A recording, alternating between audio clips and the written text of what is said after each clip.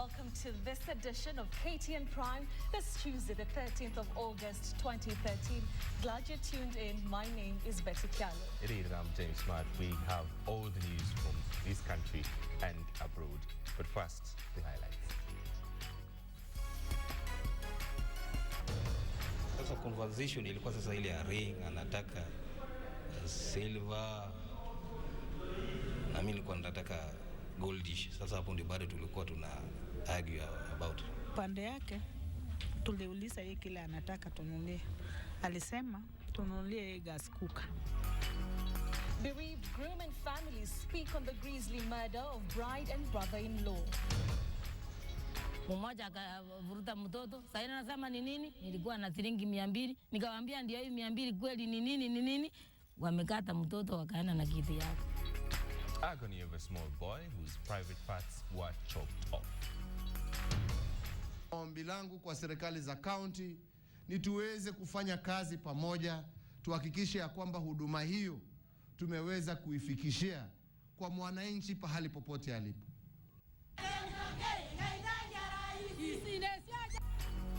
Impeachment plot, we interrogate the alleged plan to impeach President Uhuru Kenyatta.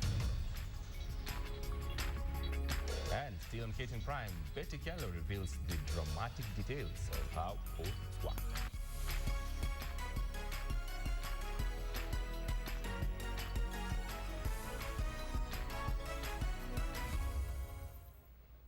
A warm welcome to KTN Prime. Some unfortunate update. The man who sustained injuries from yesterday's shooting in a jewelry shop in Nairobi CBD died early this morning. Well, Ayub Nyaoke died while undergoing treatment at the Kenyatta National Hospital. He was in the company of his brother and the bride to be Beatrice Nyaoke as they purchased wedding rings ahead of a planned Saturday wedding when the three gunmen confronted them.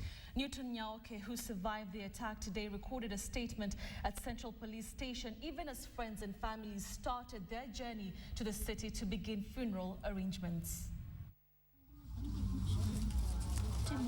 From possible wedding bells to mandatory funeral arrangements, the congregation of St. Christopher's ACK Church in Mathare had received an invitation for a planned wedding this Saturday, but will probably honor the invitation by conducting last prayers to the one who sent out the wedding cards. This after Saturday's bride was shot dead in a shop in the city. 32-year-old Beatrice Adhiambo and Newton Nyaoke got married under customary law in the year 2000. In 2013, they decided to solemnize their union. With a budget of about 150,000 shillings, they set out to do the things couples often do. Newton and Beatrice visited the tailor and placed an order for new clothes. For a cake, they did not look too far. Just meters from their home, a neighbor had opened a bakery and they asked her to bake a 15-kilogram, 6-tier cake with a Bible-shaped piece on the side. They sent out wedding invites. Like most couples, they looked forward to the pomp and celebration of the wedding ceremony. Tuliuliza yeye kile anataka tununulie.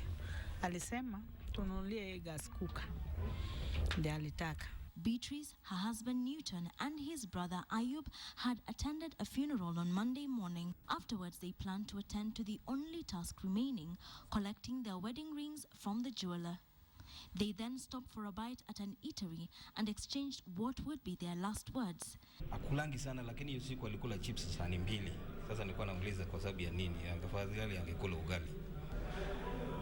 Sasa conversation ilikuwa sasa ile ya ring, anataka silver, na mimi nilikuwa nataka goldish. Sasa hapo ndio bado tulikuwa tuna argue about.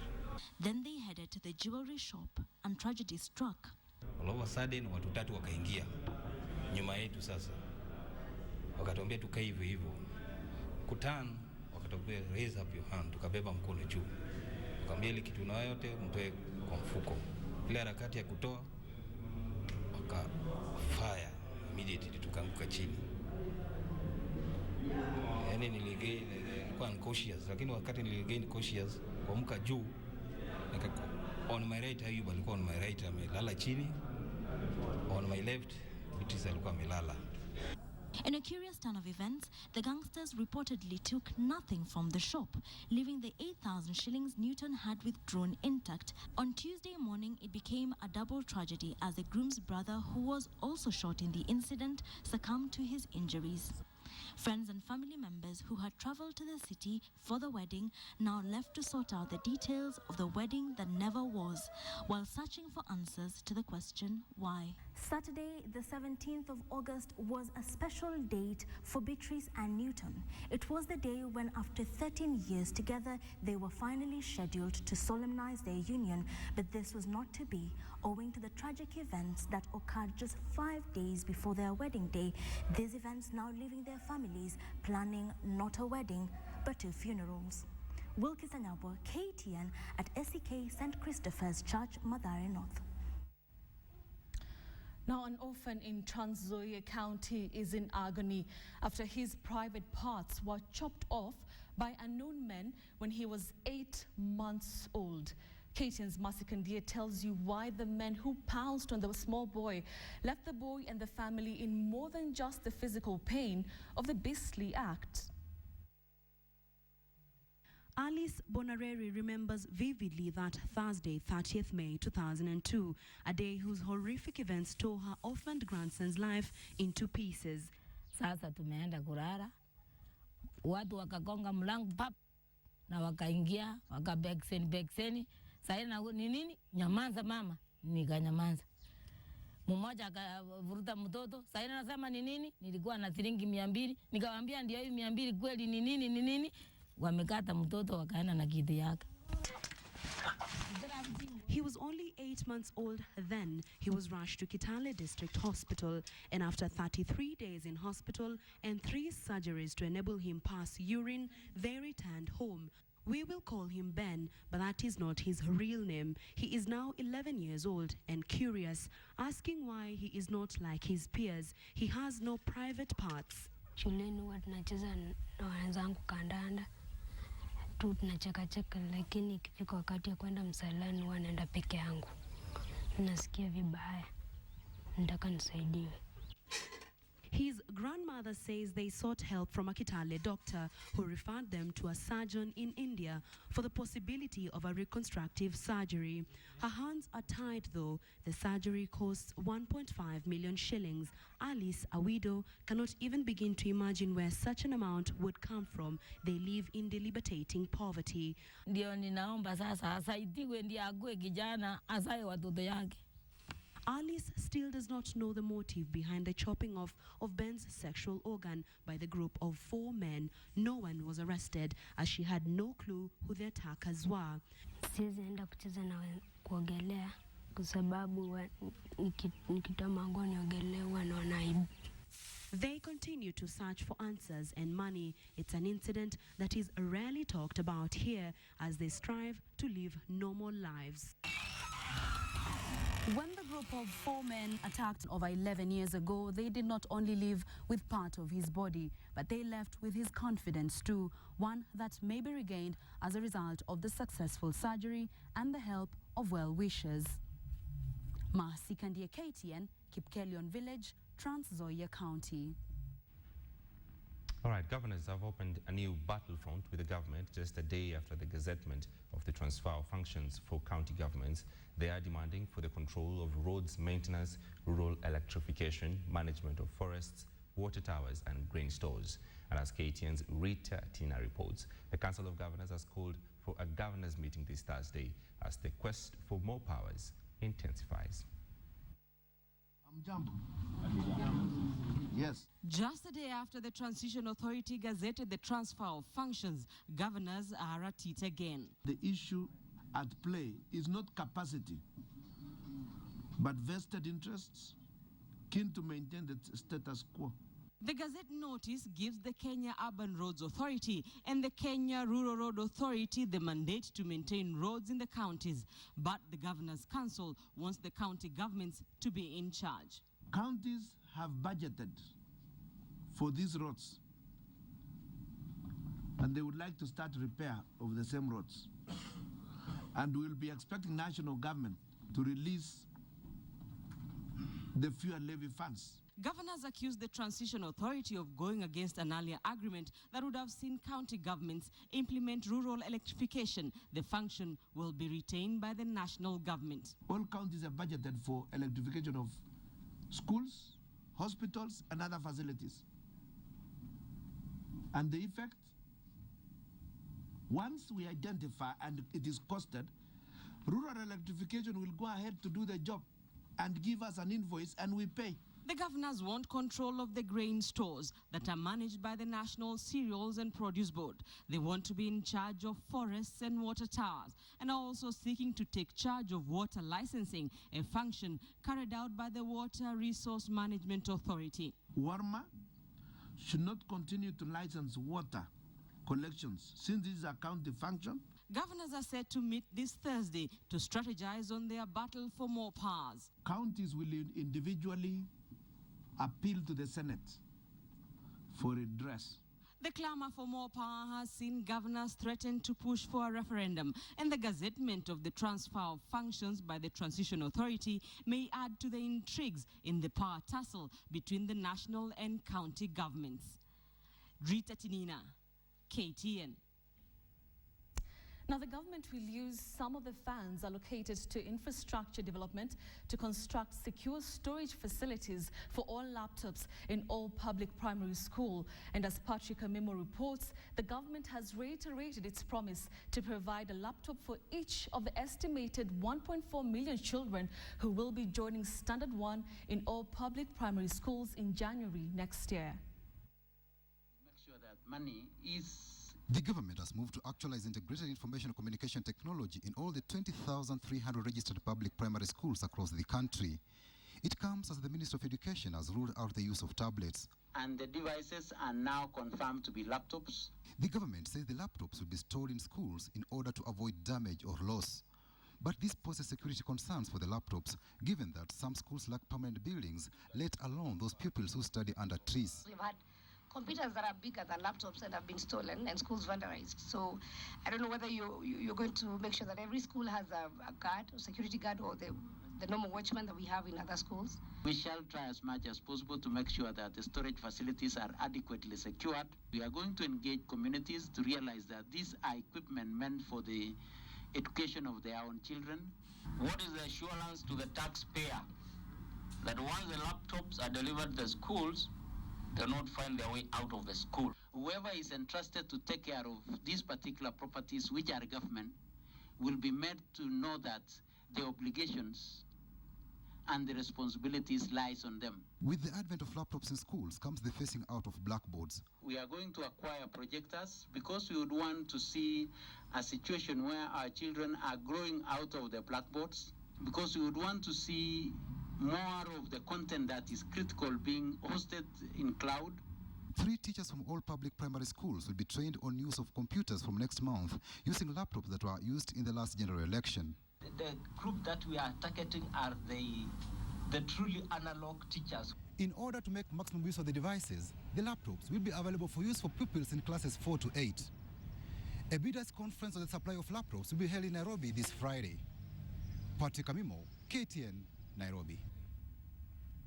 Right now, the Kenya Wildlife Service has linked tourists to the killing of a rhino at the Nairobi National Park, our first one in 6 years to happen within the park. This as it calls for the speedy enactment of the wildlife bill pending in the National Assembly that proposes enhanced penalties on poachers. Where the bill proposes a 5-year imprisonment for poachers. Majestic in stature with a proud demeanor if unprovoked, but the rhino faces an imminent threat in Africa as the animal is a prime target of poachers. There's some populations that have gotten exterminated. Yeah, Cameroon, for instance, they had rhinos. In 2011, we declared rhinos there extinct. Killing of the rhino at the Nairobi National Park has raised conservationist antenna. A single high-caliber bullet was used to floor the beast before plucking out of his horn. And KWS officers suspect a would-be tourist occasioned the killing. As you know, Nairobi Park is one of our best, most visited national parks in the country. So we have all sorts of visitors that come in. And the recent poaching incident that we had, the investigations are still going on, but we highly suspect that the poacher who did this thing came in as a tourist, disguised himself as a tourist. South Africa has the highest number of rhinos in Africa at slightly over 20,000 rhinos. Namibia is second with at least 2,000. Kenya has slightly above 1,000 rhinos, while Zimbabwe is fourth with close to 800 rhinos. The four countries computing a whopping 93% of Africa's total rhino population. But demand for rhino horn has skyrocketed over the years. Already Kenya has surpassed the number of rhinos killed last year. Until August 2013, the country has lost 35 rhinos compared to 30 last year. South Africa is equally trading on the same ground. Asian countries are the prime markets for rhino horns, allegedly to satisfy their beliefs. The rhino horn was being used in the Chinese traditional medicine. The chemical property of the rhino horn is basically the chemical property that you find in the human hair, or the chemical property that you find in the fingernails. Yeah? So if there was any cure or any medicinal property in that rhino horn, then it will be as good as your hair or your fingernails. KWS believes stiffer penalties in the Wildlife Bill 2011 will be the remedy to poaching. The bill proposes fines of over 1.5 million shillings and or 5 years imprisonment for poachers. Rhinos are among the country's tourist attractions and consequently an economic booster. A crown jewel of the country, rhinos face a threat of their numbers dwindling. So Brazen are the attackers that this time round they struck at the heart of KWS. This as the demand for rhino horns spike. Samugina, KTN at the Nairobi National Park in Nairobi. Indeed, you're watching KTN Prime, and just ahead, Betty Kyallo brings you pictures you've never seen before on how the Port of Mombasa works.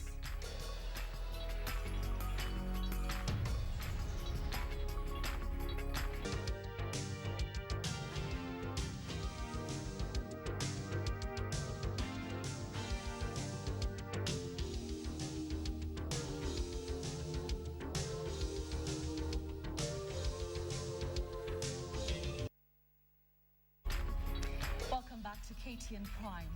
Now, an angry mob descended on twin brothers in Nairobi's Kyallo estate, killing one of them and leaving the other critically wounded.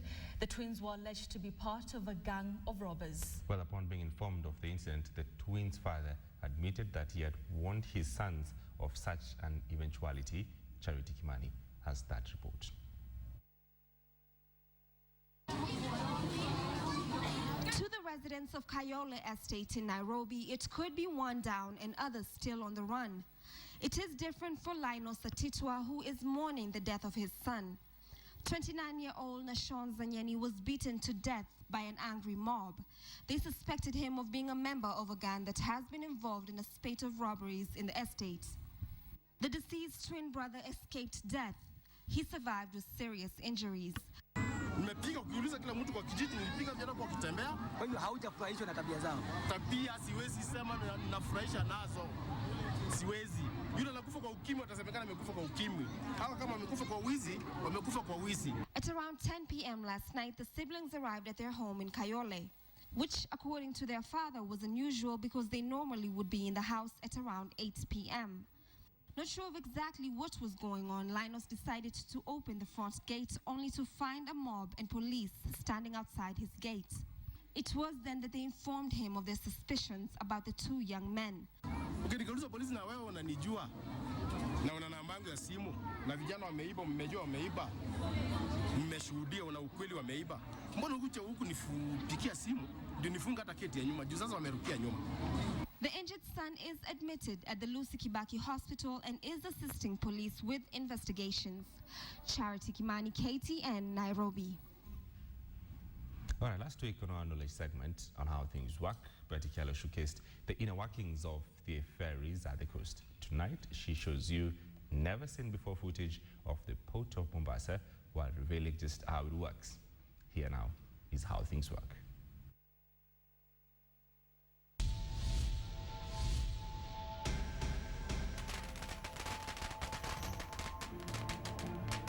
Dawn at the Port of Mombasa. a city of metal, steel, and moving cranes. Thousands of containers and ships, that's the order of the day and night. From tankers to cargo ships, imports to exports. 19 is the number of ships that this port can handle at any time. Your car or television set probably passed through this harbor. Ever wondered how the port works?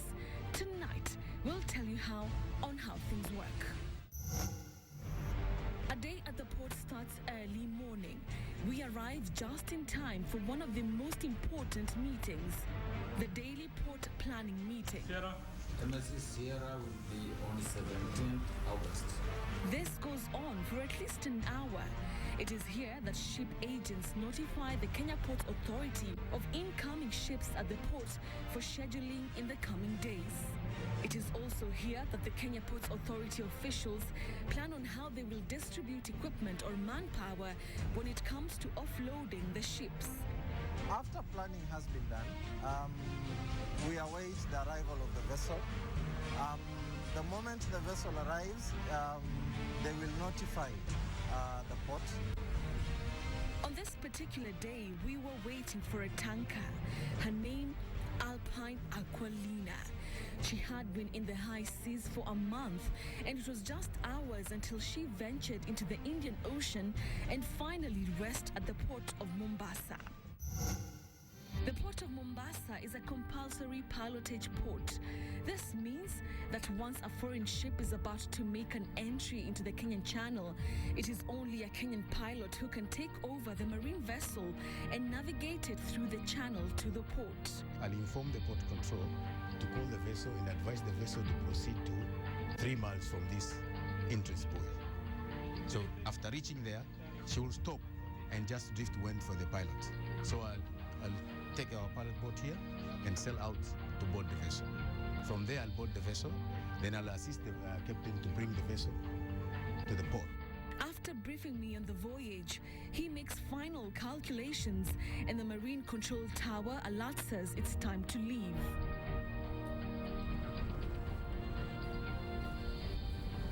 We board the pilot boat for a 45-minute cruise to the deep sea.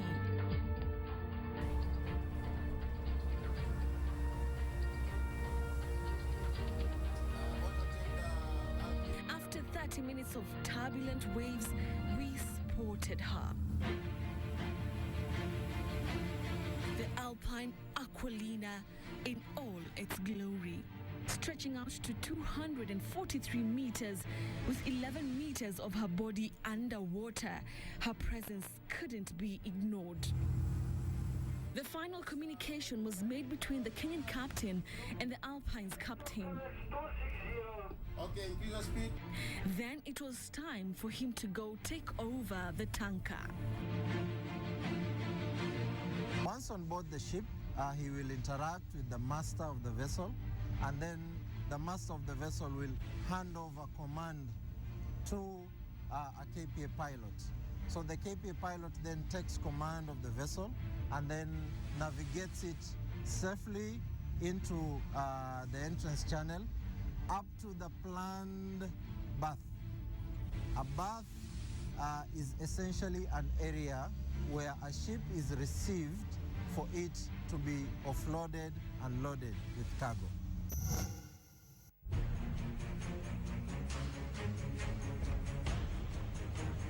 After an hour of gliding on the deep waters, the tanker was now close to the port. When it is being brought to the berth, the ship will be assisted by tugboats, which will ensure that safe movement and pinning of the vessel alongside the berth. At the berth, different ships take different periods when it comes to offloading. This is the process that most ships go through before they get to the port. When the ship is on its berth, The port officials now begin offloading. Different ships are offloaded differently. The Alpine Aqualina, which is a tanker, is connected to pipes in which different products are channeled to various destinations. For this other ship, the JPO Sagittarius, the process is different. It has been 2 weeks since the offloading of cargo began. The containers are offloaded by these huge gantry cranes that are able to lift up to 40 tons of weight. The crane goes on top of the ship, which is on water, and locks on the container, lifting it up and then bringing it on land. The operators have to be keen and extra careful, as one container has goods worth millions of shillings. It will be loaded onto our terminal tractors, which will then transfer the cargo to our storage area. This offloading can take up to 3 weeks. At the storage area, containers, and more containers. They are kept here waiting for clearance by the owners. The next time you see the containers, they are on the highways, ferrying the goods that have globe-trotted for many days and nights. And that is what happens at the port. Betty Kyallo, how things work.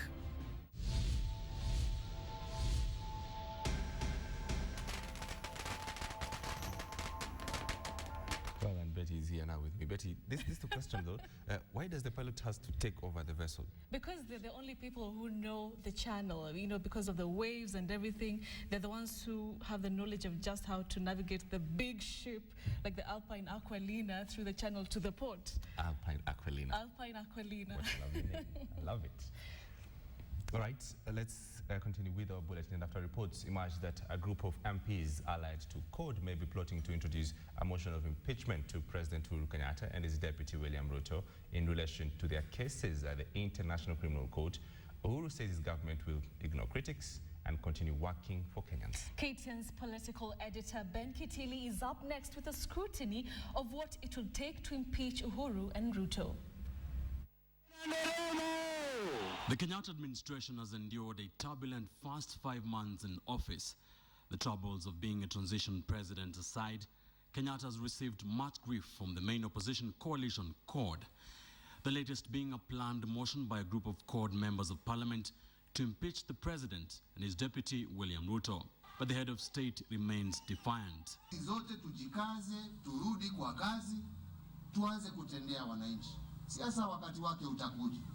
Lakini wakati huu tuhudumie wananchi ambao wametuchagua. The CORD MPs alleged to be planning to table the bill, hold that they'll base their motion on Article 144 of the Constitution, saying that Kenyatta and Ruto's involvement during the ICC trials will create a power vacuum. The grounds for impeachment are basically gross misconduct, violation of the Constitution or the laws of Kenya. The move of such a motion would have to be supported by at least a third of members of the National Assembly, after which he or she would need 2/3 majority in the August House for the matter to move forward. The president would only cease to hold office if at least 2/3 of members of the Senate vote to uphold the impeachment. President Kenyatta's Jubilee coalition, however, controls the 11th Parliament. The Senate is also a Jubilee majority house. Political analyst Adam Zolo says that an impeachment motion by CORD would fail miserably. As it exists right now, CORD MPs at best can only get enough MPs for the first stage of the impeachment process, but they can't if party loyalties or coalition loyalties take center stage, then they can't raise the 2/3 necessary. Ruto will be the first to face his ICC demons before President Kenyatta in what is expected to be a fierce legal battle. In the latest development, Ruto has dropped lawyer Kioko Kilukumi from his defense team, and confirmed reports indicate that Ruto's lawyer will be Karim Khan, who previously represented former head of civil service Francis Mudaura at the ICC. For now, Kenyatta's tribulations continue. Nonetheless, Kenyatta and Ruto are seemingly protected from many impeachment threats by Jubilee's numbers in parliament. Menkitili, KTN. The Big Q in association with Nguvu Cement. And that story by Ben Kitili leads us to a big question tonight. And we ask, do you think a plan to impeach Uhuru Kenyatta and William Ruto will succeed? Well, send us your yes or no response with a short comment to the number 8040, and Smart and I will sample them during this newscast. Good evening. This is Business and my name is Boni Tunya. Now, trouble is brewing in the country's sugar sector as Kenya moves ever closer to the March 2014 deadline that will see the COMESA safeguards protecting the local sugar industry lifted and the market exposed to cheaper imports from across the globe. Now, despite winning 2 extensions over the years in the premise that players in the sector needed time to prepare for the onslaught of cheaper sugar, the country has made little headway towards modernization of the sector that has remained firmly rooted in the past. But what will happen once the deadline lapses? Michael Karanja has the answers. Kenya's sugar sector is at a crossroads. March 2014 will see the end of the COMESA safeguards, leaving the local sector exposed to cheaper imports from across the globe. But while this has been a well-known fact, little has been done to give the sector a fighting chance to stand up to the competition. The sector is already feeling the pinch from cheap imports from Uganda and Tanzania. The cost per ton for Kenyan sugar ranges between $415 and $500. Compare this to the $140 and $180 range Uganda exports its sugar, or even the $180 and $190 range from Tanzania, and one realizes the local sector is greatly disadvantaged. The troubles for the Kenya sugar industry are linked to the high cost of production, stemming from dilapidated machinery and high cane prices. On average, it costs $600 to produce a ton of sugar in Kenya, while in Uganda it costs as little as $140 and $200 in Tanzania. There are fears that opening up the sugar sector to competition before it's fully prepared could bring the industry down to its knees. It's for this reason the government has been seeking an extension of the COMESA safeguards. Sugar mills have delved to other revenue-generating ventures to grow their business, but with little success. Mumias Sugar, for instance, which is listed at the Nairobi Securities Exchange, derives most of its revenues from sugar, with the byproducts such as ethanol and electricity generation only accounting for a fraction of its sales. Mumias shares are down 13% since the start of the year, currently trading at 3 shillings and 95 cents, painting a bleak picture of what investors think of the sector. Future success of the sector is linked to consolidation, with farmers forming cooperatives as found in a report prepared by Kenyan officials following a case study of the Indian system. Whether this will offer a lasting solution to the current woes is yet to be seen, but will be a step towards reviving the sugar industry. Michael Karanja, KTN Business Today. Resolution Insurance has announced its entry into 2 countries in the region as it seeks to expand its footprint. The insurer has ventured into Sudan and Southern Sudan through partnership with Speed Insurance and Juba Insurance, respectively, as an entry strategy into those particular markets. Now, the move comes as the firm prepares to celebrate 10 years since its inception, with a footing now in 5 African countries, that is Uganda, Tanzania, Sudan, Southern Sudan, and Kenya. We are set to start immediately. Obviously, we are talking about getting business in Sudan. So in terms of budgets, we have a budget which I'm not at liberty to disclose right now. But in terms of capital, there's not much capital that we're putting in because it's a partnership. They're the ones on the ground. We do the underwriting. Now that we know how the port works, let's look at how efficient it is. Now, it takes only 5 days for a container to leave the port of Mombasa to the Malaba border, down from 18 days. The Kenya Ports Authority is also reporting an increase in volumes of delivered containers as a result. Our coast reporter Ferdinand Omondi has that breakdown. In mid-June, President Uhuru Kenyatta made massive realignments and issued orders to save the Kenya Ports Authority from losing business from the hinterland. Among the directives was to reduce the long transit time between the port and border exit points from 18 to 5.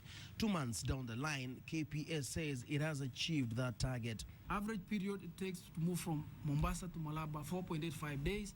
And the average period from the day the container was landed and is seen in Malaba on its way out of 11.02 days. Then the dwell time is 6.1 days. The improved efficiency has seen an increase in monthly deliveries of the 20-foot equivalent units, or TEUs. In 2012, KPA delivered an average 1,147 TEUs per month. We delivered on 13th of July 1,759 TEUs, a record performance, and this has cost us now to set our target at 2,000 TEUs. KPA is now considering further measures, including cutting the number of days of free storage from 9 to 3. Port authorities are, however, wary of external forces that may undermine the set targets, which are out of their control, like the drivers. With the presidential directives, efficiency at the KPA appears to be on the up once again, and this, the management hopes, will help restore the confidence after years of inefficiency. Add that to the construction of the second terminal, and KPA could yet cement its place as a preferred hub for cargo handling in the region.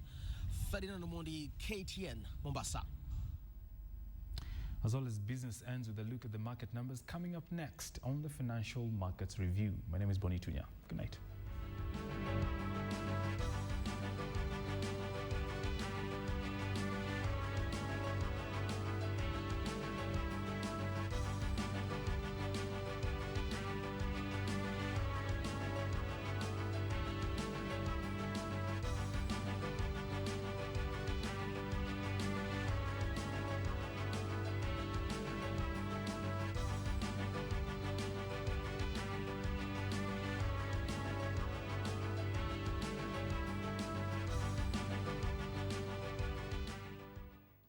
And athletes in Moscow, Russia, set for the arrival of President Uhuru Kenyatta on Thursday. The president will be in Moscow in time to watch the men's 3,000-meter steeplechase race that Kenya has dominated over the years. Our reporter Victor Gale now joins us from Russia with the details of that report.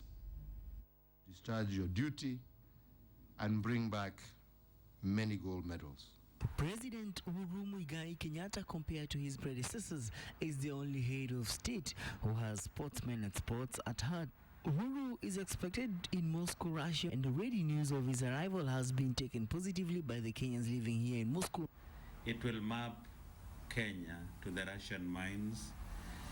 It will enable Russians who have been enthusiastic, especially from the official circles, to have Kenyan coaches. Many countries are investing heavily in their sports because they have found that sports is not just, as I say, it's not just pastime. Uhuru will also be the first Kenyan president to ever have visited the city of Moscow after Kenya's independence. Earlier in the week, parliamentarians Joseph Nkaiseri, David Were, Cornelia Serem and Priscilla Ngenyi visited the team's camp here in Moscow.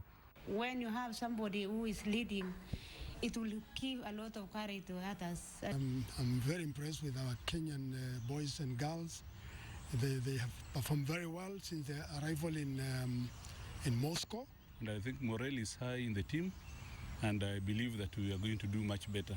As a woman, I really want to congratulate women because gold is one woman got the gold, the other number 2 women got the silver. And back at home, despite the many challenges they have, they don't have the best facilities in Kenya, but here we'll do our best to see that they get back at home. On Wednesday, Kenyan athletes will take part in the 1500 meters men's heat, as well as the 5,000 meters semi-finals. Already there is speculation whether President Uhuru Muigai Kenyatta is going to visit Moscow. And if the president comes here and visits the team that is camping here in Moscow, it is definitely going to be a morale booster for the national team.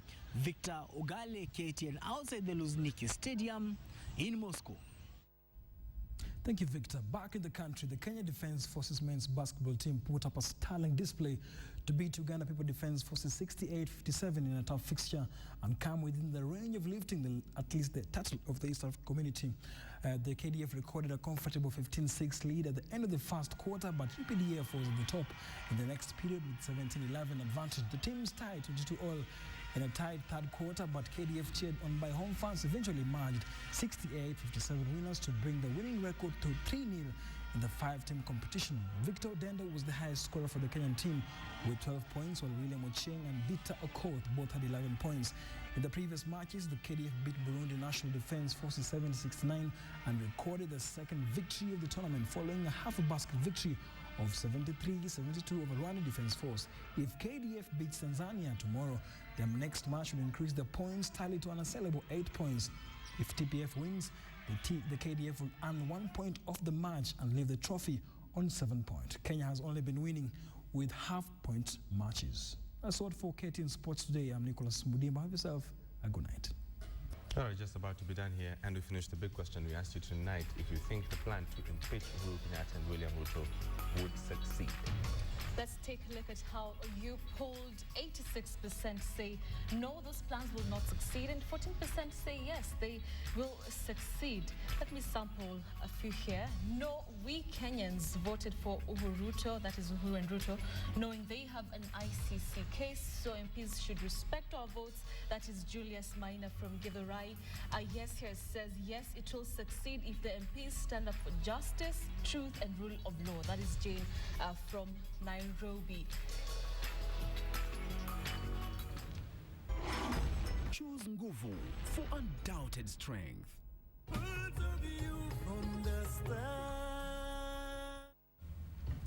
Thank you very much for polling and indeed for sending in your comments. My name is Betty Kyallo. Do enjoy the rest of your viewing. Hey, I'm James Smart. Sleep well. Let's do this all over again tomorrow.